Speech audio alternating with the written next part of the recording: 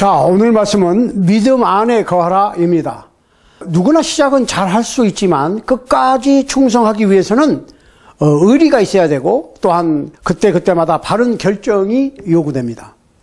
우리는 어떻게 주님께 충성할 수 있는 것입니까? 만일 우리가 주님을 기쁘시게 해드리려면 우리는 그분의 말씀을 들어야 합니다.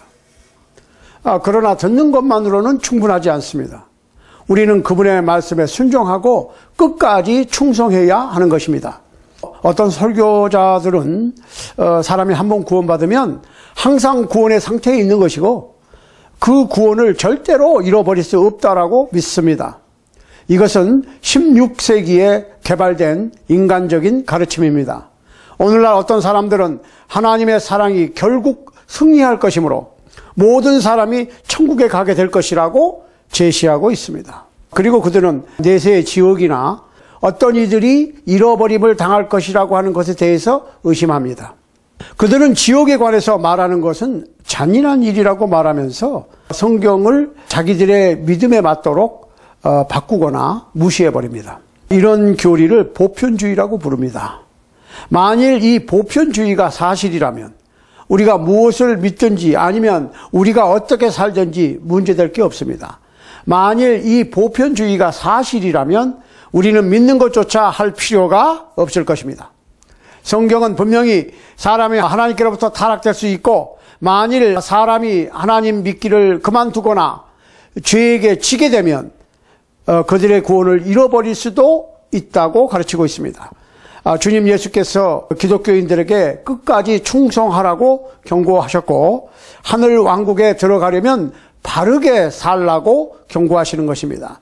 히브리서 10장 26절 27절 말씀은 우리가 진리를 아는 지식을 받은 후 짐짓 죄를 범한 즉 다시 속죄하는 제사가 없고 오직 무서운 마음으로 심판을 기다리는 것과 대적하는 자를 태울 맹렬한 불만 있으리라 하면서 살아계신 하나님의 손에 빠져 들어가는 것이 무서운 일이라고 하신 것입니다. 하나님의 사랑과 은혜에서 타락하기를 원하는 기독교인은 한 사람도 없을 것입니다.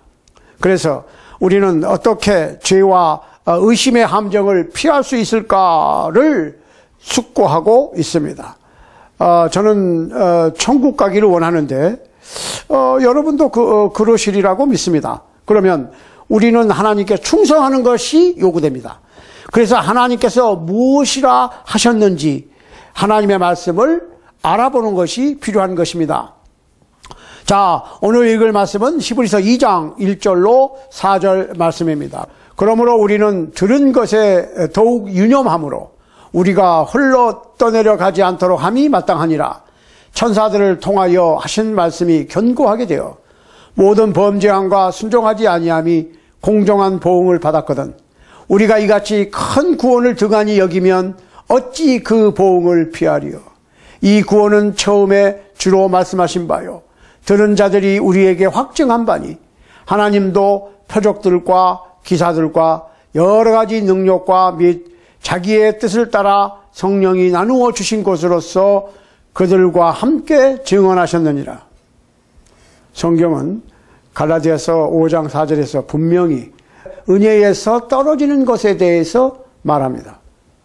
떨어진 사람들은 그리스도께로부터 끊어진 것이었고 더 이상 하나님의 구원하시는 은혜를 누릴 수가 없었던 것입니다. 그들은 한때 그리스도와 연합되었었고 구원을 받았었으나 그들은 그 구원을 잃어버렸는데 그 이유는 그들이 그리스도의 복음을 변절시켰기 때문이었습니다. 사도 바울은 갈라디아서 1장 8절로 9절에서 그러나 우리나 혹은 하늘로부터 온 천사라도 우리가 너희에게 전한 복음 외에 다른 복음을 전하면 저주를 받을지어다. 우리가 전에 말하였거니와 내가 지금 다시 말하노니 만일 누구든지 너희가 받은 것 외에 다른 복음을 전하면 저주를 받을지어다 라고 경고하였던 것이었습니다. 우리가 무엇을 믿고 무엇을 가르치는가가 문제인 것입니다. 우리가 어떻게 사는가가 또한 우리의 구원의 문제가 되는 것입니다.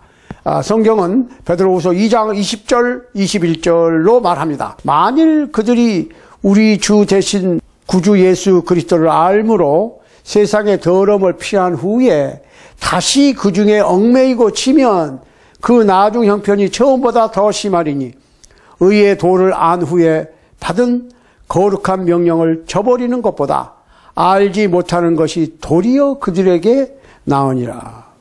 죄에 의해서 정복이 된다면, 즉 죄에 진다면 여러분은 기독교인이 되기 전보다 더 나쁜 상태에 놓이게 될 것입니다. 기독교인들이 어떤 삶을 사느냐, 의로운 삶을 사느냐, 죄 짓는 삶을 사느냐는 아주 중요한 문제입니다. 어떤 사람들이 시작을 잘할 수 있어요. 그런데 실제 평가는 끝내기를 잘하는 겁니다. 성경은 야고보서 1장 12절에서 시험을 참는 자는 복이 있나니 이는 시련을 견디어 낸 자가 주께서 자기를 사랑하는 자들에게 약속하신 생명의 면류관을 얻을 것이기 때문이라. 축복의 생명은 시험 후에 오는 것이지 시험 전이 아닙니다. 주님께서는 어떤 사람들이 주님을 포기할 것을 아셨습니다. 누가복음 8장 13절을 볼 것 같으면 바위 위에 있다는 것은 말씀을 들을 때에 기쁨으로 받으나 뿌리가 없어 잠깐 믿다가 시련을 당할 때에 배반하는 자요 하셨으니 우리가 주님과 함께 있는가가 문제면서 우리는 우리의 삶이 끝날 때까지 주님을 사랑해야지 잠시 동안 그렇게 하는 것이 다가 아닌 것입니다. 우리는 모두 때때로 죄를 짓습니다. 그리고 죄의식을 갖습니다. 우리는 주님을 포기하는 시험을 받을 수도 있습니다. 그러나 옳은 일을 하려고 하다가 어찌어찌 하다 보니까 죄를 짓게 되는 사람과 하나님의 방법을 모두 저버리는 사람과는 크게 다른 것입니다. 요한일서 1장 6절은 만일 우리가 하나님과 사귐이 있다 하고 어둠에 행하면 거짓말을 하고 진리를 행하지 아니함이거니와 라고 말씀합니다. 지속적으로 짓는 죄는 하나님과 우리의 교제가 깨어지게 합니다. 그리고 우리가 하나님과의 교제가 깨어지면 우리는 또한 그분의 축복과 약속을 잃게 되는 것입니다. 감사하게도 전심으로 하나님께 돌아오는 일에는 돌아오기만 하면 결코 너무 늦게 되는 일은 없는 것입니다. 우리는 우리에게 다가오는 시험과 죄를 극복할 수 있습니다. 사도 바울은 로마서 15장 4절에서 우리를 일깨워 줍니다. 무엇이든지 전에 기록된 바는 우리의 교훈을 위하여 기록된 것이니 우리로 하여금 인내로 또는 성경의 위로로 소망을 가지게 함이니라. 시대를 막론하고 하나님의 사랑하시는 사람들은 방황과 시련을 극복하였습니다. 이 역사적인 사건들은 우리에게 희망을 주고 우리로 극복하게 해주는 것입니다. 사람들은 그들의 과거를 극복할 수 있었고 극복할 수 있습니다. 실례로 고린도의 기독교인들은 그들의 죄를 자복하였고 주님 앞에서 충성스럽게 살았습니다. 고린도전서 6장 9절로 11절은 말합니다. 불의한 자가 하나님의 나라를 유업으로 받지 못할 줄을 알지 못하느냐? 미혹을 받지 말라. 음행하는 자나 우상 숭배하는 자나 간음하는 자나 탐색하는 자나 남색하는 자나 도적이나 탐욕을 부리는 자나 술 취하는 자나 모욕하는 자나 속여 빼앗는 자들은 하나님의 나라를 유업으로 받지 못하리라. 너희 중에 이와 같은 자들이 있더니 주 예수 그리스도의 이름과 우리 하나님 성령 안에서 씻음과 거룩함과 의롭다 하심을 받았느니라. 이 그리스도 안에 있는 형제자매들은 하나님의 도우심으로 어떤 고치기 힘든 죄의 습관을 극복하였던 것입니다. 저는 다윗이 그의 생애 중에서 시험에 빠졌던 것을 기억합니다. 여러분께서는 그가 밧세바와 간음한 사실을 기억하실 것입니다. 다윗은 그리고 나서 그녀의 남편을 즉 우리야 장군을 살해하였습니다.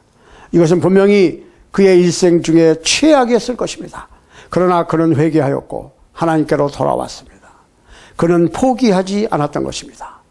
저는 스디슨 고뇌에 빠진 자신을 발견했던 요셉을 생각합니다.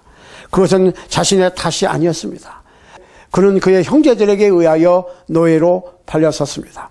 결국 모함에 빠져 감옥에도 갔습니다. 그러나 요셉은 포기하지 않았고 하나님을 의지했습니다. 하나님께서는 그런 요셉과 함께 하셨던 것입니다. 그의 결국은 아주 강하고 멋있게 그의 일생을 마감하였던 것입니다. 여러분은 바울을 기억할 것입니다. 그는 주님의 몸된 교회를 핍박하였기에 자신을 스스로 죄인의 괴수, 곧 죄인의 우두머리로 여겼습니다. 그러나 바울은 변화되었고 그는 충성스러운 주님의 일꾼으로 일생을 마감하였던 것입니다. 그는 디모데후서 4장 6절로 8절에서 전제와 같이 내가 벌써 부어지고 나의 떠날 시각이 가까웠도다.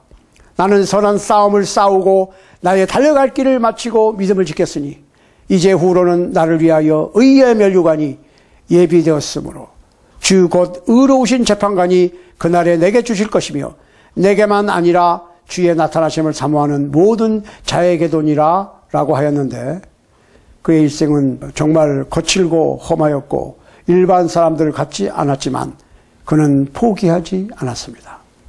그가 바라는 모든 그의 기도를 하나님께서 다 들어주시지는 않았지만 그는 포기하지 않았습니다. 그는 다른 사람들의 신앙적 미성숙함을 그냥 간과하지 않았고 그는 좋을 때나 괴로울 때나 항상 충성하였는데 그는 주님을 그렇게 사랑했던 것입니다. 만일 여러분이 기독교 신앙에 낙심한다 해도 하나님을 포기하지 마시기 바랍니다.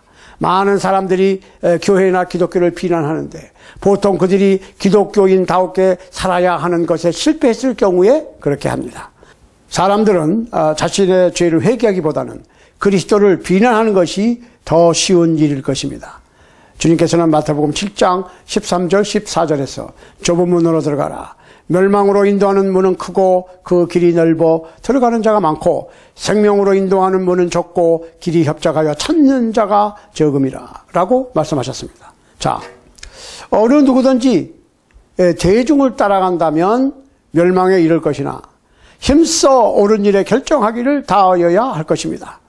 마태복음 7장을 많은 사람들은 회피합니다.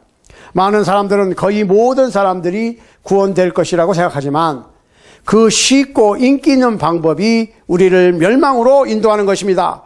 그 쉬운 길은 우리에게 아무것도 행하라고 요구하지 않지만 생명으로 인도하는 좁은 문은 우리에게 어떤 것을 하라고 요구합니다. 많은 사람들은 인식하지 못한 채 그냥 지옥으로 가게 될 것이고 천국 가는 사람들은 그곳에 가려고 노력하고 의도하여 가게 되는 것입니다.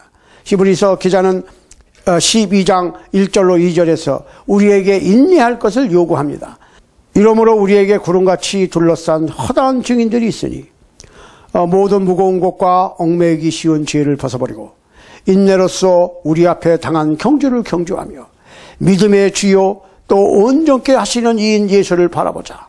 그는 그 앞에 있는 기쁨을 위하여 십자가를 참으사 부끄러움을 개의치 아니하시더니 하나님 보좌 우편에 앉으셨느니라. 자, 이 증인들은 우리의 증인들이 아니고 우리에게 증인들이 되는 것입니다. 따라서 우리는 하나님께 충성스러운 백성으로 끝까지 남아있어야 하고 절대로 하나님의 백성임을 포기하지 말아야 할 것입니다. 그 증인들은 예수님을 따르는 것은 충분히 값어치 있는 일이라고 말합니다.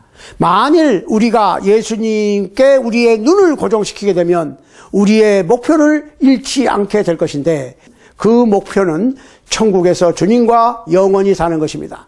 우리는 우리의 모든 경주를 끝까지 달려야 합니다. 기독교 신앙은 100m를 경주하는 단거리 경주가 아닙니다. 기독교 신앙은 마라톤보다 더 긴 장거리 경주입니다. 우리는 우리의 일생을 통틀어서 신앙의 경주를 경주해야 하는 것입니다. 그리고 만일 우리가 그 경주를 무사히 다 마치려 한다면 우리는 그 경주에 방해되고 우리를 얽매이고 있는 모든 방해물들과 죄들을 내려놓아야 합니다. 우리는 어떤 죄가 우리를 하나님께로부터 분리시키게 내버려 둘 수 없습니다. 히브리서 기자는 히브리서 10장 23절로 25절에서 또 약속하신 이는 미쁘시니 우리가 믿는 도리의 소망을 움직이지 말며 굳게 잡고 서로 돌아보아 사랑과 선행을 격려하며 모이기를 교회에 참석하는 것을 패하는 어떤 사람들의 습관과 같이 하지 말고 오직 권하여 그날이 가까움을 볼수록 더욱 그리하자. 하나님께서는 우리가 하나님을 예배하며 서로를 단단히 붙잡아 주기 위하여는 다른 동료 그리스도인들과 시간을 같이 해야 할 필요가 있다는 것을 알고 계십니다. 그래서 우리는 교회 모임이 요구됩니다. 교회 모임을 관두는 것은 마치 음식 먹기를 그만두는 것과도 같습니다. 교회 모임을 관두는 것은 영적으로 살게 하고 튼튼하게 해주는 것들을 스스로 버리는 것과 같습니다. 우리는 교회가 필요하고 다른 동료 그리스도인들과 함께 예배하는 것을 필요로 합니다. 우리는 그들의 사랑과 그들의 격려를 필요로 하는 것입니다. 영적으로 강건함을 유지하기 위해서는 하나님과 그 백성을 가까이 해야 합니다. 우리는 서로를 사랑하고 선행을 격려하기 위하여 교회로 모여야 합니다.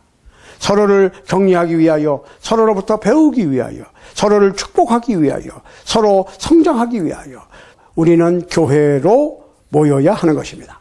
어려운 시간이 닥칠 때는 영적인 힘과 격려를 얻기 위하여 교회에 참석하는 것보다 더 좋은 일은 없을 것입니다.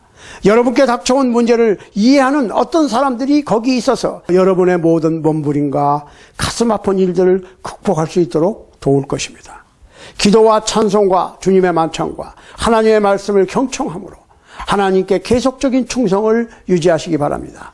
여러분 옆에 서 있는 형제 자매들의 도움 없이 삶 속에서 닥쳐오는 일들을 홀로 감당할 필요가 없습니다. 예수께서는 서머나에 있는 고난받는 교회에 말씀하시기를 너는 장차 받을 고난을 두려워하지 말라. 볼지어다 마귀가 장차 너희 가운데서 몇 명을 오게 던져 시험을 받게 하리니 너희가 10일 동안 환난을 받으리라. 네가 죽도록 충성하라. 그리하면 내가 생명의 면류관을 네게 주리라. 계시록 2장 10절 말씀입니다. 주님께서는 어떤 상황에도 포기하지 않는 자에게 생명을 약속하셨습니다. 생명의 면류관이란 천국에서의 영원한 생명을 말합니다. 여러분이 끝까지 주님께 충성하게 되면 더할 수 없는 기쁨을 얻게 되는 것입니다. 만일 여러분과 제가 구원을 유지하려면 우리는 죄를 짓지 말아야 합니다. 아무도 세상과 하나님을 동시에 사랑할 수는 없습니다. 야고보는 야고보서 4장 4절에서 가늠하는 여인들아 세상과 벗된 것이 하나님과 원수됨을 알지 못하느냐. 그런즉 누구든지 세상과 벗이 되고자 하는 자는 스스로 하나님과 원수되는 것이니라 하였습니다. 우리가 인식하지 못한다 해도 죄는 우리를 하나님의 원수가 되게 하는 것임을 아시기 바랍니다. 자신들을 스스로 그리스도인들이라 하는 어떤 사람들은 항상 죄와 시시닥거리기도 합니다. 우리는 한 손은 하나님을 잡고 동시에 다른 손은 죄와 잡고 우리의 인생의 길을 갈 수는 없는 것입니다. 데살로니가전서 5장 21절로 22절은 범사에 헤아려 좋은 것을 취하고 악은 어떤 모양이라도 버리라라고 말씀합니다. 사실상 성경은 로마서 12장 9절에서 사랑에는 거짓이 없나니 악을 미워하고 선에 속하라 라고 우리를 격려하고 있습니다. 여러분들을 하나님께로부터 멀어지게 하는 것은 그것이 어떤 것이라도 그것은 여러분의 영혼을 빼앗아 가는 것임을 아시기 바랍니다. 예수 그리스도와의 모든 관계는 죄의 문제를 해결하는 놀라운 두 가지 요소를 갖고 있는데 첫째로 우리의 죄를 사하는 하나님의 은혜이고 둘째는 회개입니다. 회개는 놀라운 영혼의 치료입니다. 회개는 우리가 하나님의 은혜에 대하여 응답할 때 사랑에 의하여 움직이는 마음의 변화입니다. 로마서 2장 4절 말씀은 우리를 회개에 이르게 하는 하나님의 인자하심에 대하여 언급하고 있습니다. 그 놀라우신 인자하심이 우리를 우리의 죄에 대하여 관심을 갖고 쳐다보게 합니다. 우리가 예수 그리스도께서 우리를 용서하시기 위하여 십자가에서 무엇을 하셨는지를 알고 나면 우리는 우리의 죄를 슬퍼하게 됩니다. 그러면 죄는 더 이상 매력적인 것이 아닌 것이 되는 것입니다. 하나님을 대적하는 우리의 죄에 대한 경건한 근심은 구원을 얻게 하는, 구원에 이르게 하는 회개를 하게 합니다. 고린도 후서 7장 10절을 참고하시기 바랍니다. 회개라고 하는 것은 부정적인 것이 아닙니다. 회개란 움직임과 행동으로 하는 하나님을 향한 사랑인 것입니다. 그리고 만일 나 자신이 구원된 상태로 머물기를 원한다면 나는 기꺼이 주님께 순종하는 상태에 머물러야 하는 것입니다. 사람들은 자신들이 원해서 천국을 갑니다. 그들은 그들이 하나님이 필요하고 기꺼이 순종해야 하는 것을 알기 때문에 천국 갈 수 있는 것입니다.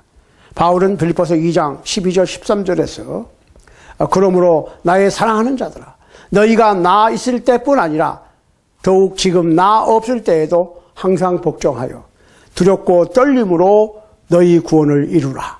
너희 안에서 행하시는 이는 하나님이시니 자기의 기쁘신 뜻을 위하여 너희에게 소원을 두고 행하게 하시나니 했습니다. 많은 사람들은 하나님을 향하여 자신들의 마음을 굳게 하기 때문에 그들의 영혼을 잃어버리게 될 것인데 그들은 그들이 무엇을 할 것인지를 그리고 이렇게 저렇게 하나님을 순종하지 않을 것이라고 스스럼없이 말합니다.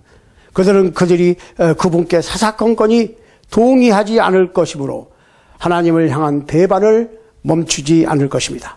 우리가 어떻게 생각하든 하나님께서는 여전히 하나님이십니다. 그분께서는 우리를 만드셨고 우리에게 자신의 독생자를 주셨습니다. 우리가 그분의 뜻을 배반하면서 그분의 은혜 안에 머물 수는 없는 것입니다. 예수께서 여러분의 구세주가 되신다면 그분은 또한 여러분의 주님이 되십니다. 그 신앙은 우리의 모든 것이 되거나 아니면 아무것도 아닌 것이 되는 것입니다.